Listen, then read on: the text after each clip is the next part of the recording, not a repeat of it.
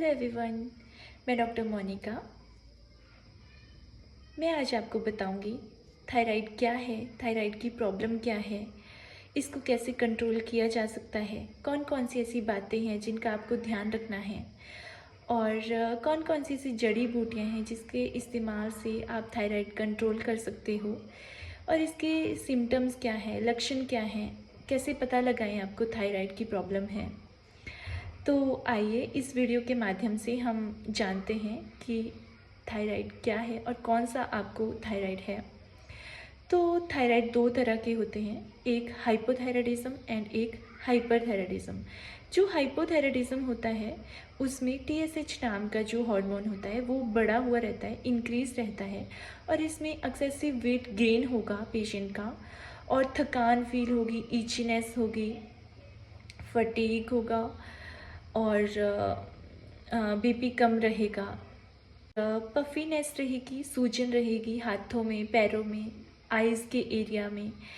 तो ये हाइपोथायराइडिज्म के सिम्टम्स हैं।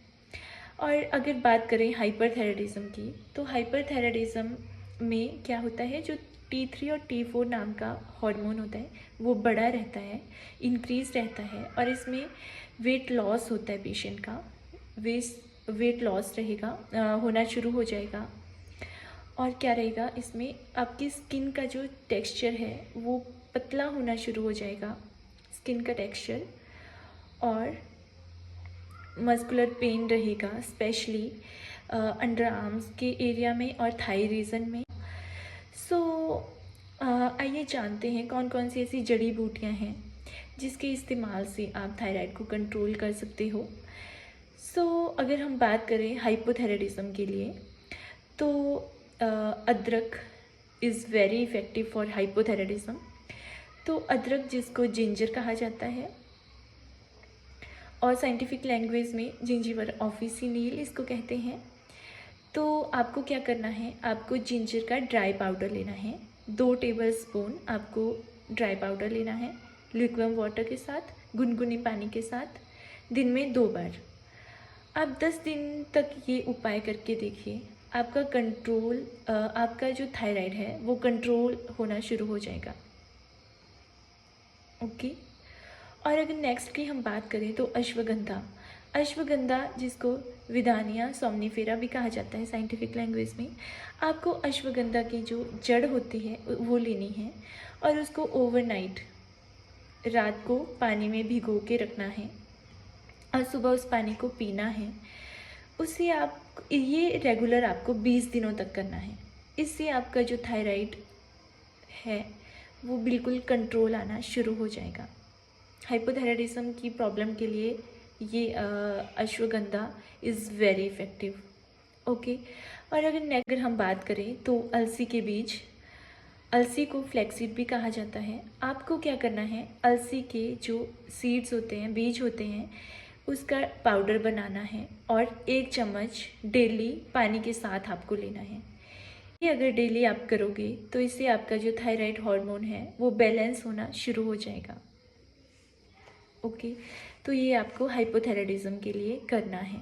तो अगर हाइपरथायराइडिज्म की हम बात करें तो आपको उसके लिए क्या करना है, आपको 10 पत्तियाँ ईगल मॉर्मिलोस, बेलपत्री, जिसको शिव जी भगवान जी के पास भी चढ़ाया जाता है, वो आपको बेलपत्तियाँ लेनी हैं 10 और इसको क्रश करना है अच्छे से और उसमें आधा कप पानी ऐड करना है और उसको दिन में 3 बार आपको लेना है।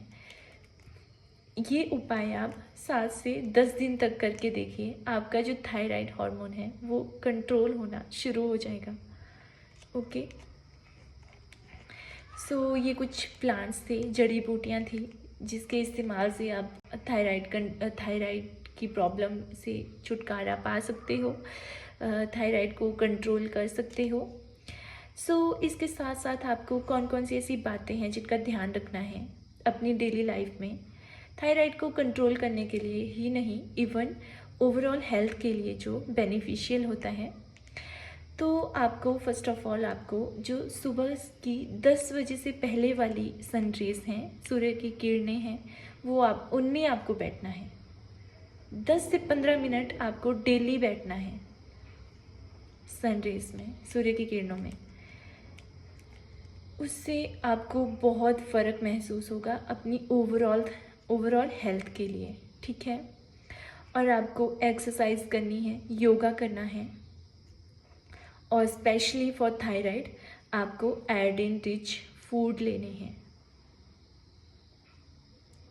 ओके, तो ये कुछ बातें थी जो थायराइड के लिए बहुत इम्पॉर्टेंट है, थायराइड को कंट्रोल करने के लिए बहुत इम्पॉर्टेंट है।